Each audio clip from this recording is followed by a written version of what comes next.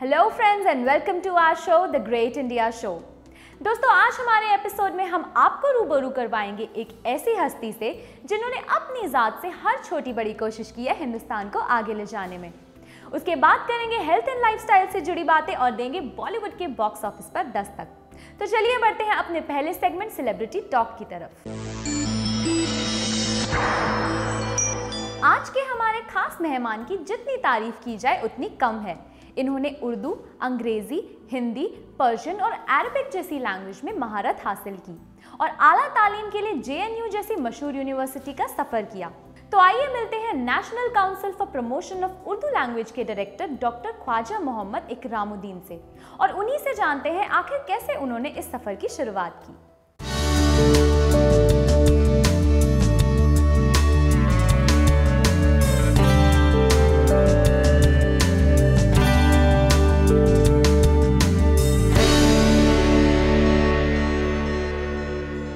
बुनियादी तौर पर जो हमारा माहौल बचपन का है वो बहुत ही रवायती किस्म का घराना था।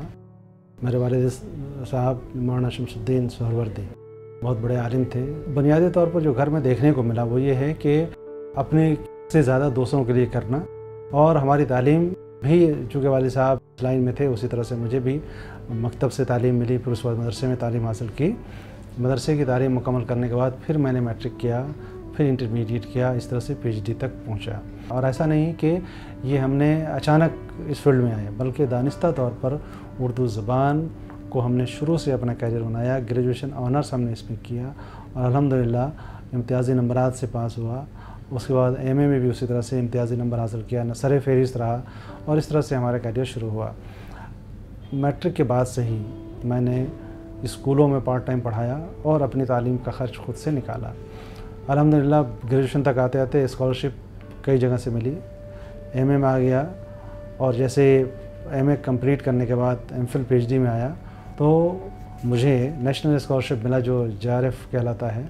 तो इस तरह से हमें अपनी तालीम में बहुत ज़्यादा दुश्वारी पेश नहीं आई। BA में जिस वक्त था उस वक्त से, बल्कि इंटरमीडिएट से हमने मज़ामिन का लिखने का सिलसिला शुरू किया और कई छोटे छोटे किताबचे जो मालूमाती किताबचे होते हैं वो भी हमने शाये कराए। MA में आने के बाद बाज़ाब्ता अदबी सरगर्मियों से जुड़ा, ख़ास तौर पर JNU का जो माहौल मिला उसने मेरी शख्सियत को निखारने में ज़्यादा साजगार हुआ। JNU का कल्चर बिल्कुल डिफरेंट है और वजह क्या है, ऐसा नहीं कि JNU में कोई सुरखाब का पर लगा है।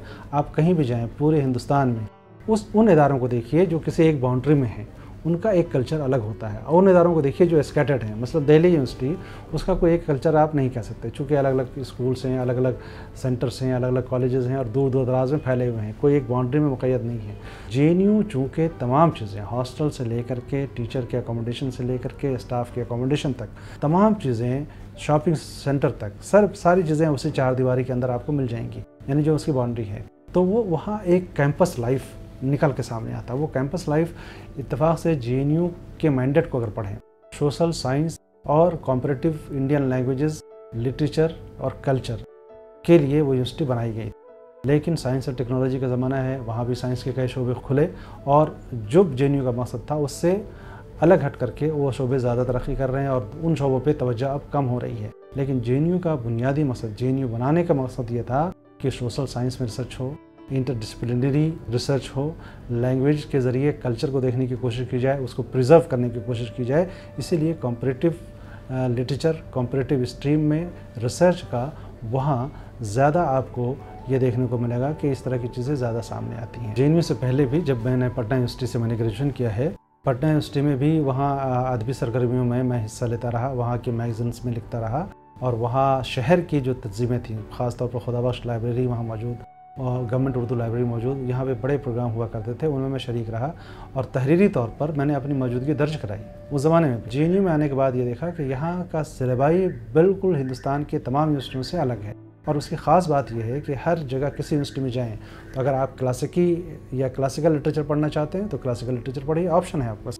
मॉडर्न लिटरेचर पढ़ना चाहते हैं तो मॉडर्न लिटरेचर पढ़िए, अगर आपको नज़म पढ़ना है तो नज़म पढ़िए, अगर आपको गज़ल पढ़नी है तो गज़ल पढ़िए, ये ऑप्शन है। तो दूसरी यूनिवर्सिटी के बच्चों के साथ वो सहूलत नहीं है जो JNU में। यानी JNU में आपको तमाम चीज़ों को, यानी कि दक्कन से लेकर के कदीम क्लासिकी लिटरेचर से लेकर के मॉडर्न लिटरेचर तक आपको पढ़ना पड़ता है। और उसके साथ साथ मगरबी हवालों से जो रवायात हमारे वहाँ आई हैं, मशरक़ी हवालों से जो रवायात हमारे वहाँ आई हैं, वो तमाम चीज़ें पढ़नी होती हैं। एक टर्म पेपर लिखने के लिए एक स्टूडेंट कम से कम 20 किताबें तो ज़रूर देखता है। तो JNU के बच्चों को अगर आप पूछें कि लाइब्रेरी में कौन सी किताब वहाँ रखी है, किस साइज़ की है, किस कलर की है, वो बता पाएंगे। अभी जो सबसे अहम किताब हमारी नक़्ते नज़र में है, वो अभी जब फ़ौरन कुछ 6-7 महीने पहले आई है, वो जो मकतबा जामिया ने छापी है, वो किताब है जदीद तकनीकी वसाइल और उर्दू ज़बान के इम्कानात।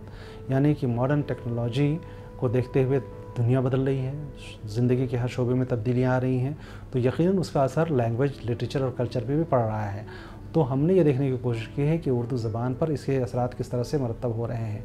और आज के दौर की सच्चाई ये है कि हर दौर की ये सच्चाई रही है कि अगर आप वक्त के साथ साथ नहीं चलेंगे तो वो अदब मर जाएगा, वो ज़बान मर जाएगी। जैसे संस्कृत का देखिए, संस्कृत का मामला ये है कि संस्कृत जो है तमाम मॉडर्न इंडियन लैंग्वेजेस की माँ मानी जाती है। उसका रिवाज कहाँ है? इसलिए रिवाज नहीं है कि वो ज़माने से कट गई, मुतालबे से कट गई। इस ज़बान को भी अगर ज़िंदा रखना है तो आपको ज़माने के तकाज़े और मुतालबे को सामने रखना पड़ेगा, तभी ये ज़बान आगे बढ़ेगी। तो आज सबसे बड़ा चैलेंज उर्दू ज़बान के सामने क्या है कि आप ये ज़बान टेक्नोलॉजी से हम आहंग है या नहीं है। जब हम टेक्नोलॉजी की बात करते हैं तो बहुत बड़ा वास्ट एरिया है, एक समंदर है अपने आप में। ख़ास तौर पर जो इंटरनेट, कंप्यूटर और आज के दौर में स्मार्टफोन, इन चीज़ों से अगर ज़बान नहीं जुड़ी हुई है। देखिए आजकल तो सारे बच्चे, सारे नई नस्ल के लोग जो है दुनिया अपनी मुट्ठियों में लेके इसलिए घूम रहे हैं कि उनके पास स्मार्टफोन है। स्मार्टफोन में तमाम चीज़ें आप डाउनलोड करके पढ़ भी सकते हैं, इंटरटेनमेंट की भी चीज़ें मौजूद हैं। तो क्या वहाँ उर्दू की सहूलत मौजूद है या नहीं है, है ना? इन इम्कानात पे हमने गुफ्तगू की और इस पर मैं 10 साल से रिसर्च कर रहा था। उन तमाम इम्कानात को वहाँ मैंने बताया है उस किताब में, और ये भी बताने की कोशिश की है कि जो लोग अब तक इस्तेमाल नहीं कर रहे हैं, हुआ क्या है कि नई नस्ल का तो ये स्टडी टूल है, लेकिन पुरानी नस्ल के लोग कहते हैं कि अब हम कहाँ से ईमेल करना सीखें, कहाँ से SMS करना सीखें। मैंने उनको मोटिवेट करने की कोशिश की कि आपको ईमेल करना ही पड़ेगा, आपको सोशल मीडिया प्लेटफॉर्म पे जाना ही पड़ेगा, अपनी ज़बान के साथ, अपनी तहज़ीब के साथ और अपने तमाम नए तकाज़ों के साथ जाना पड़ेगा, तभी तो ज़बान ज़िंदा रहेगी।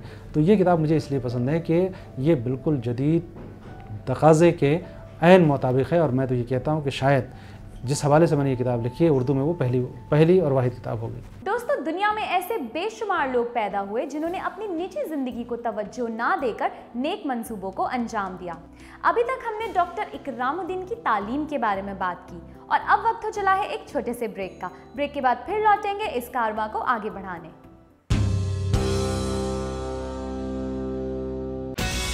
इलेक्ट्रॉनिक मीडिया और प्रिंट मीडिया में अपना करियर बनाने के लिए ज्वाइन करें national institute of mass communication. यहाँ पर आपको मिलेगा professional environment, practical training and classes from highly acclaimed and experienced media professionals. The courses we offer are Diploma in Mass Communication, Bachelors of Mass Communication, PG Diploma in Mass Communication, Masters in Mass Communication. Admissions already started. Limited seats apply now. ज्यादा जानकारी के लिए call करें 9818948956, 9891653119 पर, या फिर log in करें www.nimc-india.com पर। ये दूध नहीं दम है, पियो जितना कम है, पियो जितना कम है। इससे भरा है, हेल्थ से भरा है, प्यार से भरा है, ये लाइफ से भरा है। ये दूध नहीं दम है, पियो जितना कम है, पियो जितना कम है। सुधा, सेहत, स्वाद, अनगिनत खुशियां। Welcome back friends. Doctor Ikramuddin जैसे लोग जिस मुल्क में पैदा होते हैं उस मुल्क का सितारा हमेशा चमकता है। इन्होंने उर्दू ज़बान का वजूद बनाए रखने में और उसे फ़रोग़ देने में एक अहम किरदार निभाया है। तो चलिए बातचीत का सिलसिला आगे बढ़ाते हुए एक बार फिर चलते हैं national council for promotion of Urdu language के डायरेक्टर डॉक्टर इकरामुद्दीन के पास। उर्दू ज़बान अपने बहुत अहम मकाम पे है। मैं दूसरी बात कहता हूँ, हमेशा लोग कहते हैं कि उर्दू ज़बान सिमट रही है, मर रही है। मैं बिल्कुल गलत बात।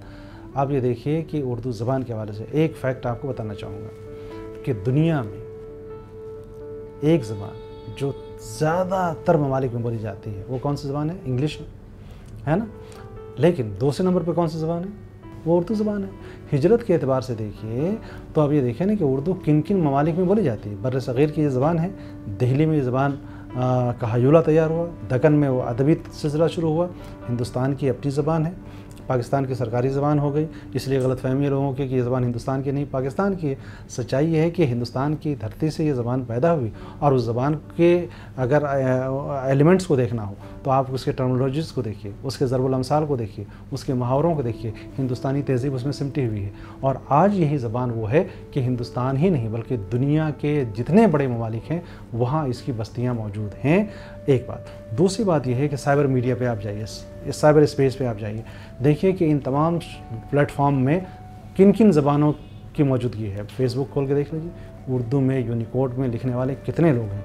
उर्दू के हज़ारों साइट्स मौजूद हैं, और ऐसे साइट्स मौजूद हैं जो जिनके हिट्स जो हैं लाखों में, कई लाखों में महीने के जाते हैं। वो उसकी एक वाहिद मिसाल ये मैं दे सकता हूँ कि मेरी अपनी जो साइट ख्वाजा-इकराम-online.com है, उसकी हिट जो है महीने की वो तकरीबन 3 लाख से ऊपर की है, और इस तरह के हज़ारों हिट्स वहाँ मौजूद हैं। तो ये ज़बान ख़त्म नहीं हो रही है। एक बात यह है कि वो ज़माना था जब आबादी भी कम थी, और ये ज़बान जो है हर चीज़ का ज़रिया थी। उस वक्त यकीनन उसके फ़रोग़ का कुछ और मामला था। आज चूँकि ये सरकारी ज़बान का दर्जा इसको नहीं मिला है, लेकिन राजभाषा के अलावा पूरे हिंदुस्तान में लिंगवा फ्रेंका का जो काम अंजाम दे रही है वो कौन सी ज़बान अंजाम दे रही है? ये उर्दू ज़बान दे रही है। बुनियादी तौर पर मैं कहता हूँ बुनियादी तौर पर काम करने की ज़रूरत है, वरना शायद आने वाले 10 साल में 20 साल में वो सिलसिला टूट सकता है। वो क्या है बुनियाद? स्कूलों में तालीम का निज़ाम ख़त्म हो रहा है। जैसे मरदुमखेज़ इलाका रहा है यूपी का, जितने बड़े नाम लीजिए राइटर्स के एतबार से, आप ये देखिएगा कि कोई कानपुरी हैं, कोई बिजनौरी हैं, कोई अमरोहवी हैं, ये पूरा इलाका इलाहाबादी हैं, सब के सब वो मरदुमखेज़ इलाका जहाँ से बड़े बड़े अदीब पैदा हुए। आज वहाँ उर्दू ख़त्म इसलिए हो रही है कि वहाँ स्कूलों में निज़ाम तालीम नहीं है, लेकिन अगर स्कूलों में नहीं है तो साइमल्टेनियसली मदारिस में कम से कम तालीम का निज़ाम है जो मीडियम ऑफ इंस्ट्रक्शन उर्दू है, इसलिए वहाँ उर्दू ज़िंदा है। और तीसरी बात ये कहता हूँ कि दो डिकेड पिछले जाइए, आपको उर्दू का एक अखबार नज़र आता था, कौमी आवाज़। आज ऐसे बड़े बड़े अखबार आ गए हैं, और वो क्या एक शहर से निकलता था जो मल्टी सिटी एडिशन, इनकलाब देखिए, सहारा देखिए, हमारा समाज देखिए, छोटे छोटे अखबारात को भी कई एडिशन निकल रहे हैं, सहाफ़त देखिए बड़, है ना। ये क्यों निकल रहे हैं? आखिर ये रद्दी में जाने के लिए तो निकल नहीं रहे। और क्यों? ये बिज़नेस के घराने खसारे का सौदा तो कोई करेगी नहीं। कोई बिज़नेस हाउस जो है घाटे का सौदा तो नहीं करना चाहिए। सहारा जैसा बड़ा बिज़नेस हाउस, दैनिक जागरण जैसा बड़ा बिज़नेस हाउस घाटे का सौदा करने के लिए उर्दू को फ़रोग़ दे रही है? बिल्कुल नहीं। कुछ ना कुछ तो फ़ायदा है, बहुत फ़ायदा है, तब तो इसके 18 एडिशन निकल रहे हैं, और उर्दू पढ़ने वाले हैं तब तो इतने अखबार निकल रहे हैं। तो जैसे आबादी जिस तनासब से बढ़ रही है उसी तनासब से पढ़ने वाले भी बढ़ रहे हैं। लेकिन आज के ज़माने में यकीनन नई नस्ल ज़रा सा पीछे हट रही है, जो कि टेक्निकल और प्रोफेशनल एजुकेशन की तरफ लोगों का ज़्यादा ध्यान है, और इस ज़बान में टेक्निकल और प्रोफेशनल एजुकेशन का बहुत ज़्यादा इंतज़ाम नहीं है, ना नज़्म व नस्ख़ है, ना उसकी उस तौर पर ज़रूरत है। तो कोई ना कोई रास्ता तो निकालना पड़ेगा। उर्दू को सिर्फ शेर व शायरी और तनक़ीद की ज़बान न रखें, बल्कि उर्दू को नॉलेज की लैंग्वेज करार दें। इसीलिए NCPL ने साइंस के लिए, मेडिसिन साइंस के लिए, होम्योपैथिक साइंस के लिए, यूनानी दवाओं के लिए, बायोटेक्नोलॉजी के लिए जितने उलूम फ़नून हो सकते हैं, तमाम उलूम फ़नून पर हम किताबें, जो लेटेस्ट किताबें आती हैं उसका तर्जुमा भी कराते हैं, उसको शाये भी करते हैं, और उर्दू रीडर तक उसको पहुँचा भी रहे हैं। NCPL का बुनियादी एजेंडा ये है कि उर्दू ज़बान की तशहीर, उर्दू ज़बान का फ़रोग़, उर्दू ज़बान की तरक्की। तशहीर का मतलब जो कुछ काम हो रहा है उसको फैलाएं भी तो। आपने बड़े बड़े प्रोडक्ट्स बना लिए, अगर लोगों को पता ही नहीं है तो उस प्रोडक्ट का फ़ायदा क्या? तो हम जो काम करते हैं उसकी तशहीर भी हमारा मकसद है, उसको प्रमोट करना, उसके डेवलपमेंट में काम करना। तो हम 3 सतहों पे काम करते हैं। एक तो ये है कि उर्दू ज़बान की तरक्की, वो लोग जहाँ उर्दू नहीं जानते, नहीं पढ़ने का इंतज़ाम है, वहाँ उनको उर्दू सिखाने का नज़्म है एक। दूसरा ये कि जहाँ पे उर्दू ज़बान में किताबों की ज़रूरत है वहाँ हम किताबें शाये कराते हैं।